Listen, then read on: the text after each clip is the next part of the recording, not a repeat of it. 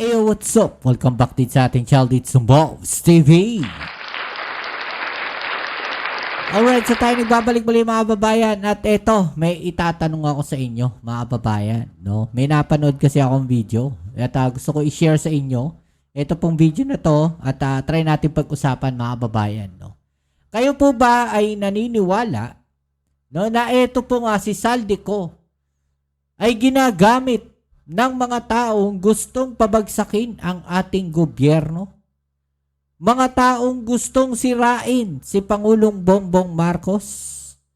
Mga taong ayaw mabuksan ang usapin tungkol sa korupsyon at mawakasan ang korupsyon?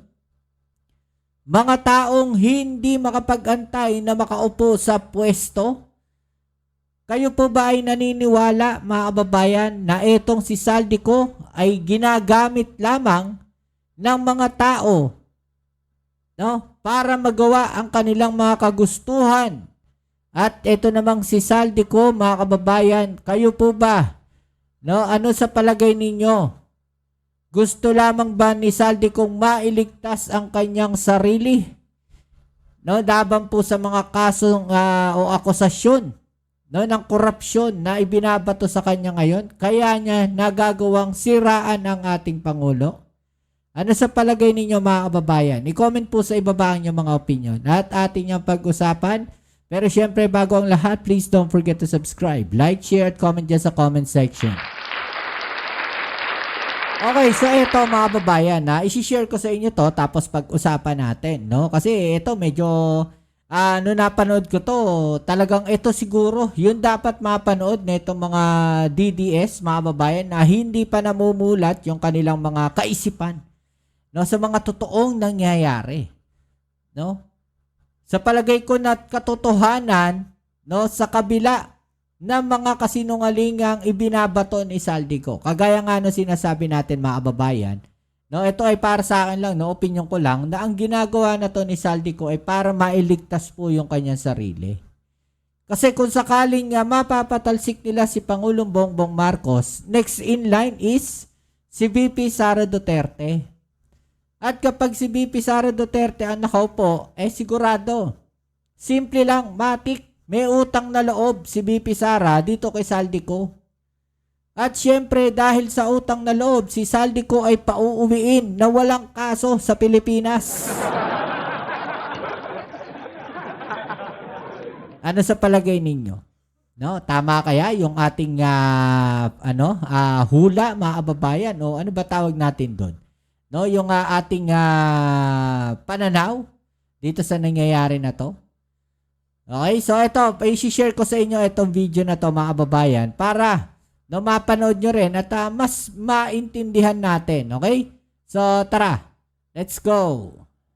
Good morning, Yusek. Welcome back. Yes. Good morning, Christian. Good morning, Victoria. Maraming salamat, Yusek. Over the weekend, nakita naman po natin ang pahayag at reaksyon po ng Malacanang dito sa mga sinabi ni dating Congressman Saldico. First, siguro, Yusek, I'd like to know, ano po ang susunod na gagawin ng palasyo dito? Meron po bang plano ang Pangulo dahil po pinangalanan siya ng dating kongresista dito po sa issue ng corruption sa flood control projects? Well, ang gagawin, sampahan dapat na sampahan ng kaso. Pero para i-single out siya dahil nagsalita siya laban sa Pangulo, hindi naman ganun ang Pangulo eh. Kung ano yung sinasabi ng batas, doon lang siya. At umaga hindi siya vengatibo. Hindi siya, ikaw, kasi nagsalita ka laban sa akin, ito gagawin sa'yo. Hindi ganun kasi yung Pangulo eh. Siguro ibahin natin siya. Ibahin natin ang Pangulo Marcos Jr. sa mga nakarang administrasyon. Actually, nakikita naman natin yan, no? Sa haba ng panahon, 3 taon na ang ating Pangulo, mga kababayan, patuloy ang kanilang pagbanat sa ating Pangulo. Narinig nyo po ba? No, na bumanat yung ating Pangulo? Siguro pa minsan-minsan, pero hindi po kagaya ng talagang sunod-sunod. No, na pinapatuloy niya itong mga to. Diba? Yun ngayon, mga kababayan, no, ang ginagawa na itong mga DDS, yun yung kanilang sinasamantala. Yung kabaitan ng ating Pangulo, palibasa hindi sila pinapatulan, kaya sinasamantala nila. 'Di ba? Kung mura-murahin nga yung pangulo natin, ganun na lang eh. Kaya lang may mga nakakasuhan talaga, especially yung mga nagbabanta sa pangulo natin. Which is hindi naman kasi talaga tama 'yon. Kumbaga parang open po ang presidente na makatanggap ng mga kritisismo at akusasyon pero hindi naman po para personalin niya at gantihan. Kasi kung ano lang yung sinasabi ng batas, kung ikaw ang tinuturo ng ebidensya para makasuhan ka, dun lang. Di ba sabi nga ng Pangulo, hindi ang pagsasampa ng kaso, hindi pa ang optics lang. Kailangan talaga ng ebidensya para hindi masayang yung effort kung sasampahan mo siya ng kaso, masisiguro na mapapanagot siya. Kasi kung magsasampa ka lang ng randomly dahil nagalit ka sa kanya, tapos wala pala ebidensya, edi sasayang yung effort. Apo, nabanggit po ng palasyo na parang ang daming inconsistencies, hindi po pagtutugma doon sa mga binanggit ni dating Congressman Zaldico. Ilatan nga natin, Yusek, ano po ba yung mga nakita po ninyo ng mga inconsistencies doon sa mga binanggit po ng dating kongresista? Unang-una kasi, di ba, Christian and Victoria, ang sinasabi niya is pinakiusapan pa siya, inutusan siya or sinabihan siya ng Secretary Mina ng DBM na ito ilagay mong insertions. Samantalang may power ang ehekutibo sa pamamagitan ng pag-propose ng budget na ilagay na yung gusto nila. Bakit ikaw pa ang uutusan na ilagay mo to insertions na to? Pangalawa, sabi niya may insertions of 100 billion pesos. Samantalang ang Pangulo nag-veto pa ng line items na ang halaga is 194 billion pesos. Kung gusto niya magkaroon ng insertions ng 100 billion pesos, bakit niya patatanggalin yung 194 billion pesos? Di ba parang taliwas? Mas malaki pa yung tinanggal ng Pangulo at vinito doon sa 2025 na budget kaysa doon sinasabing i-insertion ng 100 billion.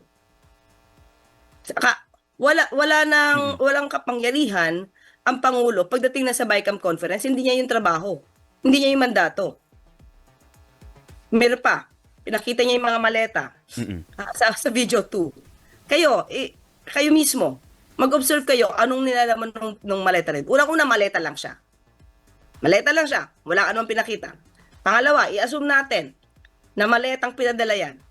Sabi niya, doon sa caption doon sa maleta, may 2025, may 2024. Una, sa video 1 yan, sabi niya, ang pinag-usapan nila dito tungkol doon sa 2025 budget. Right? So, paano daw silang makakapag-deliver, tao daw niya, wala pa siyang personal knowledge doon. Yung mga tao niya makakapag-deliver without any specific na lugar, yung maleta na yun, kung saan. 2024, paano sila makakapag-deliver di umano ng mga maletang ito? Noong 2024, kung ang pinag-uusapan nilang budget ay para sa 2025, sa saan kukunin yung pondo na yon kung ang pinag-uusapan dito para sa 2025 budget pero nakapag-deliver agad sila ng 2024? May petsa January, May, June, August, October, November. At ang sabi niya sa video 1 niya ay nag-umpisa sila mag-usap ni Secretary Mina nung paumpisa yung BICAM. Ang BICAM conference noong 2024 para sa 2025 budget ay nag-start ng November 2024. So, yung timeline, 2024 pala kayo mag-uusap, para nakapag-deliver ka na as early as January 2024. Pangalawa, meron siya nilagay, January 2025. January 2025, March at May 2025. So, paano ka pa makakapag-deliver kung as early as January 13, wala ka na sa posisyon bilang Appropriations Committee Chair? Wala kang power. So, doon pa lang sa timeline, sa mga pinapakita ebidensya, hindi nagtutugma-tugma. So, masyadong na-advance naman, ma'am. Tama ba? Ganun yung dating. Para masyadong na-advance yung mga maleta kung November pa yung usapan for the BICAM. Hindi pa aprobado yung mismong budget. Oo. Tapos, January 2024, meron ka ng maleta.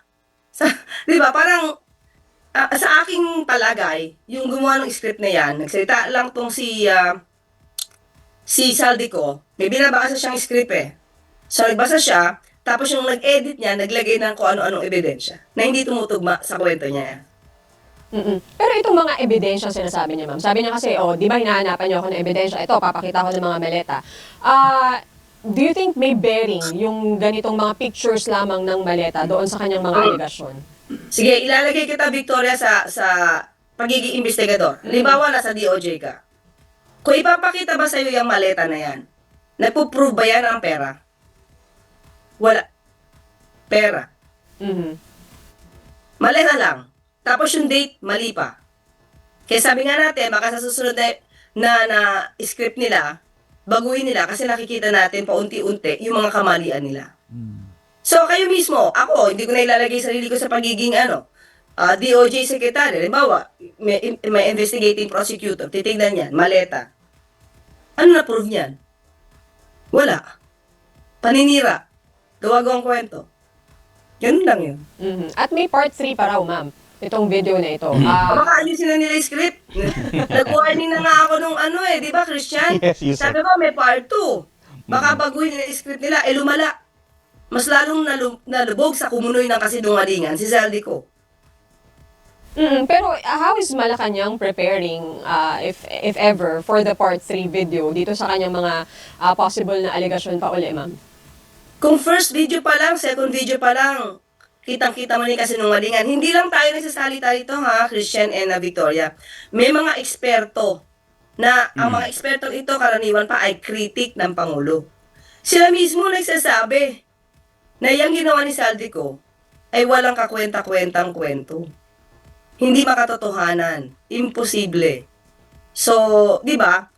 Kami, maaari pang sabihin na kasi kay Pangulong Marcos kayo eh. Pero yung mga tao yung neutral, yung iba, critic pa, nagsasabing, walang kaibe-ebidensya si Zaldico, gusto lang talagang magsabit para mawala sa kanya yung atensyon. Samantalang sabi natin, nagsusumigaw yung ebidensya ng kanyang mga ari-arian. Tama sa kanya. Ano po ang nakikita po ng Malacanang na maaaring motibo o dahilan po ni dating Congressman Zaldico sa biglaan po niyang pagsasalita ng ganito, given the fact na he was given enough time na umuwi, magpaliwanag, humarap sa mga opisyal, and yet dito po niya idinaan yung kanyang sagot sa mga batiko sa kanya? Una, Christian, kasi kapag hindi ka salita under oath, wala kang salaysay na under oath, lalabas yung wala kang masyado pananagutan eh. At ano ang magiging saysay nito kung wala kang tapang na bumalik sa Pilipinas at magsabi ng ganyan mga kwento? Ikaw nagtatago, ikaw na wala kang ebidensya, ikaw na pinoprosecute ngayon dahil sa mga ebidensyang leading to you, ikaw pa ba ang maghahamon sa mga investigador dito na imbestigahan niyo yan, imbestigahan niyo yan? Hindi ba ikaw yung iniimbestigahan and you were given your due process? Pero ikaw yung wala, ikaw yung tumalilis, ikaw yung ayaw magpakita. So anong credibility ang maibibigay sa kanya kung siya mismo takot bumalik sa Pilipinas para magsalaysay? Sabi naman ng ombudsman, bibigyan siya ng protection. Unang-una, sabi natin, ano pang pruweba mo tinatakot ka? Nasaan yung proof mo? Okay? Sabihin natin, i-assume natin, sinasabi niya totoo, bibigyan ka daw ng protection ng ombudsman, bibigyan ka ng protection ng gobyerno. So, wala tayong makikita dahilan para siya magtago. At nagsasalita siya na ito para iwasan ang anumang mga akusasyon laban sa kanya at ituro niya sa iba. And yung timing din siguro, Yusek, kasi for the past weeks, kabi-kabila po ang mga protesta kontra korupsyon. Sa tingin po ba ninyo ay, kumbaga, ginamit din na strategy ito ng dating kongresista para mag-spark palalo ng public outrage yung kanya mga posible pong sasabihin sa kanya mga pahayag? Sa personal ko to personal ko nakikita, ginamit siya. Oh. Dahil vulnerable siya ngayon na dahil sa mainit siya. sitwasyon niya, mas madali siya may influence na dito ka na sumama sa amin. Pag ito natanggal sa pwesto ang Pangulo, okay ka na. Sino, Hindi Yusek? hindi ka na namin ipoprosecute. Para gano'n yung tingin ko. Apo. May ipinangako sa kanya. Tingin ko to. Hindi ko masasabing katotohanan Yes. this is not a fact. This is just my opinion. Diba? Pwede mas madali siya ma-influence para matanggal ang Pangulo sa pwesto. At sino po ba, Yusek, ang maaaring nang-iimpluwensya ngayon kay dating Congressman Zaldico? Sino ba ang mga nagnanais mawala ang Pangulo? Sino ba ang nagsasabing mag-resign ang Pangulo? Diba? Sino ba ngayon ang nagsisimigaw na dapat mawala ang Pangulo dahil sa korupsyon na to? Well, in fact, sabi nga, nadinig natin, no? Ang iba dyan, na yung height ng thievery nagsimula kay dating Pangulo Duterte. So, di ba, kapag tinanggal mo ang Pangulo ngayon, okay, pag tinanggal mo ang Pangulo ngayon, sino bang papalit? Tama. Ang papalit, anak na magnanakaw. Okay, bakit? Oh. Mismo si dating Pangulo Duterte ang nagsabing siya corrupt. Nagnakaw siya ng pera ng bayan at naupos na. Hindi niya makakaila ito. So, I mean, ito yung kino-quote ko dahil mismo si dating Pangulo Duterte ang nag-admit na nagnakaw siya sa kaban ng bayan. So, sino ipapalit mo? Anak na magnanakaw. Opo. So, are you saying, ma'am, sa inyong personal na pagtingin ay si VP Sara Duterte o yung nasa camp niya, yung nang-impluensya kay former Kong Zaldico? Basta, hindi ako magsasabi ng names, pero alam naman natin kung sino ang gustong magpatanggal sa Pangulo. Apo. Today, Yusek, Sinong grupo to, di ba?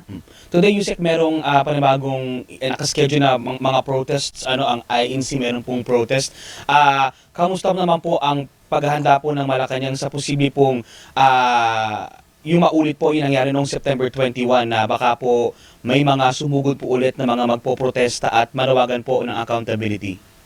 Yun nangyari sa September 21 ay isang malaking aral na rin sa lahat, hindi lang sa gobyerno, na sana hindi magamit yung mga lehitimo na adhikain, no?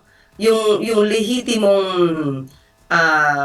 pananaw or pagtawag ng mga grupo laban sa korupsyon. Huwag sana silang magamit ng mga team itim, yung mga miyembro na gusto maghasik ng lagim. So with that, syempre mas dapat nabantayan ang seguridad. Kasi hindi lang naman gobyerno apektuhan ito eh. Ibang mga kababayan natin, remember, may nagsunod pa sa Sogo.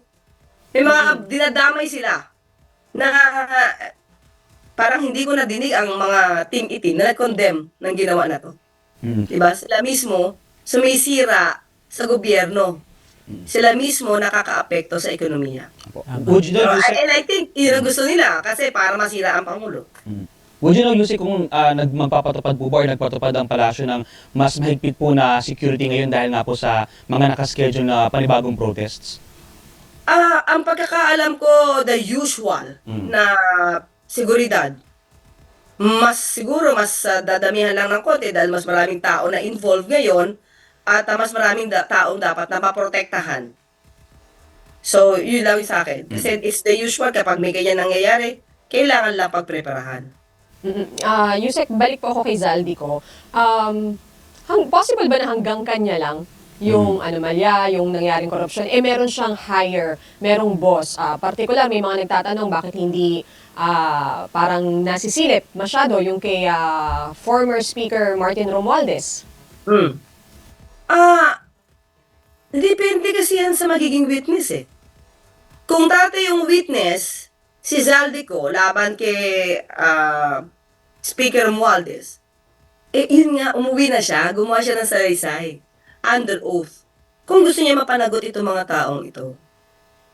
Paano pa mapapanagot? Kung halimbawa, ito legal na pinag-uusapan na dito, procedure. Yung tao na nandiyan, hindi under oath, nag-video lang. Tapos, kung sino man yung tao kanyang binanggit, masasampahan ba agad yun ang kaso? Kung hindi tatayo sa korte yung sinasabi niya. At paano mo ito mapapunta sa korte, halimbawa mang nasampay yung kaso, paano mo yan mapapunta sa korte para mag-testify? O di mas lalabnaw din yung kaso. Kasi wala yung tao nagtuturo. At yung nagtuturo, duwag. Paano yun? Yun lang yun eh. Hindi pwede sabihin na, ay tinuro na ni Zaldico si ganyan, si ABCD. So, paano yan tatayo sa korte kung siya mismo hindi nagpapakita sa Pilipinas? At meron bang nadudulot na damage, ma'am, sa stability ng pamahalaan, sa imahe ng Pangulo, itong mga ganitong pahayag from Zaldico? Marami silang gustong gumiba sa imahe ng Pangulo. Of course, nakaka-apekto to. Bakit? May mga taong, pag yan na nadinig, hindi na sila mag-iisip kung ano yung mali ba to, tama ba to, credible ba to. Basta madinig nila, maaari sila maniwala. May mga blind followers na kahit alam na ito ay inisa-isa mo na yung inconsistencies, wala pa rin. At i-spread pa rin nila yan sa mga taong inosente. Yung masabihan lang, oo na.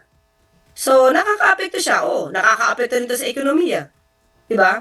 At yun nga yung gusto nila. Instead na tumulong para iangat ang bansa, pinapalubog nila dahil gusto nila, sila ang pumwesto. So, nababahala po ba, ma'am, ang Pangulo dito sa mga ganitong pahayag? Lalo na't may mga ganyang klase ng epekto. Kaninong payag? Kay Zaldico? Kay Zaldico, sa iba mga politikos. Hindi. Kasi alam ng Pangulo na ang daming inconsistencies na sabi ni Zaldico at walang katotohanan yun. Kaya nga siya natanggal Diba? Kaya nga siya tinanggal. Dahil dito sa, hindi na nakilala ng Pangulo yung budget na kanilang pinropose.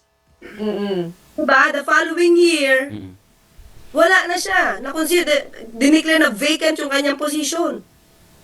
So doon pa ba magagalit ang tao, mismo ang Pangulo, ang pumigil sa kung anong ginagawa ni Zaldico? On that point, ma'am, dun sa first video ni Zaldico, sabi niya, paano hindi alam ng Pangulo? Bakit siya magugulat? Sabi niya, nagulat daw siya dun sa itsura nung budget. Pangulo siya. Sa kanya, ini-inform siya sa mga ganyang bagay. Ano lang po ang reaction niya dun? Nagulat nga, kaya nga nag-veto Nag-veto siya, di ba? 194 billion pesos. As compared sa 100 billion pesos. Kung ikaw nagpa-insert, bakit mas malaki pa yung tinanggal mo? Di ba? Logic lang din And at the same time, bakit naman nagpapa-insert pa ang Pangulo ng 100 billion kung kaya naman nilang gawin to sa proposed budget? Sila na yung gagawa. Bakit kailangan pa yung tulong mo? So, yun lang, di ba? Napaka-illogical na kailangan ka pang tapikin, gawin mo to 100 billion. Kung kaya naman nila isingit mismo sa kanilang programa, sa NEP mismo.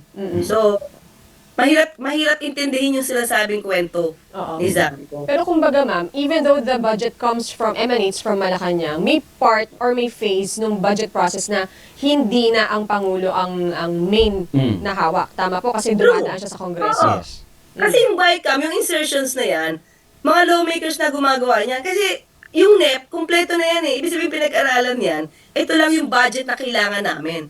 Bakit biglang lumobo? Through insertions. Diba? Samantalang pwede namang ilagay na, limbawa, may kailangan si Pangulo, 100 billion. Ilagay na. Ilagay na mismo sa proposed budget.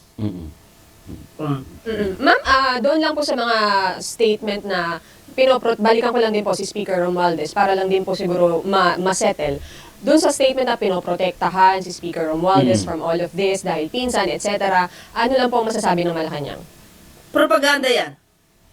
Yan ang gusto lang palabasin dahil alam naman nila na yung Pangulo walang sinisino. Ilang beses ba sinabi ng Pangulo nung kung saan magli-lead ang evidence, wala tayong magagawa kundi sampahan ng kaso. Kahit sino pa yan, kamag-anak pa yan, may sinabi pa ang Pangulo. Hindi ba kapag kaalyado niya ang nadawit, ano sabi niya? Ay, hindi ka nakita kaalyado. So, lagi yan ang ginagawa nilang propaganda para masira ang Pangulo. Dahil pisa niya yun. Ano ba sabi ni Pangulo? Walang kamag-anak dito.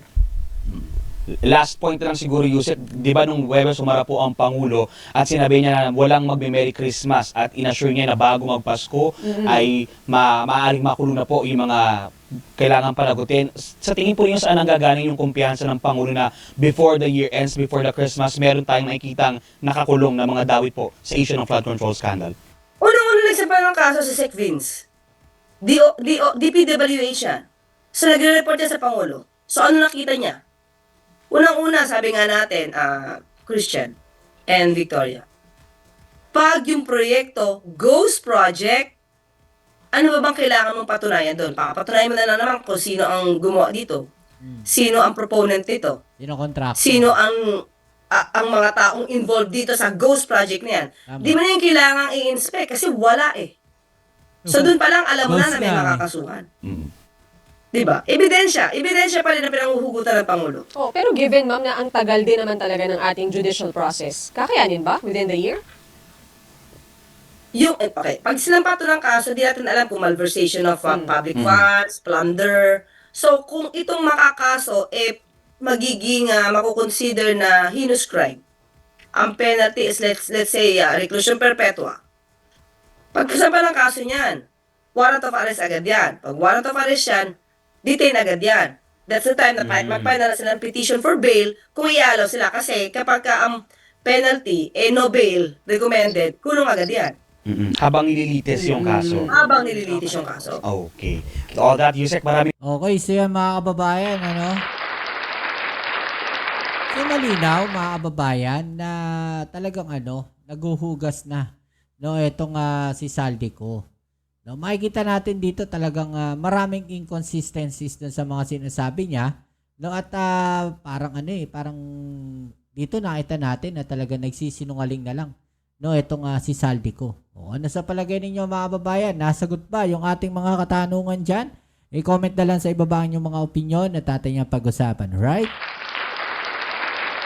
So yan, muli kita-kits tayo sa ating next video upload. Dito muli ang inyong Kuya Mobs, it's Mobs TV.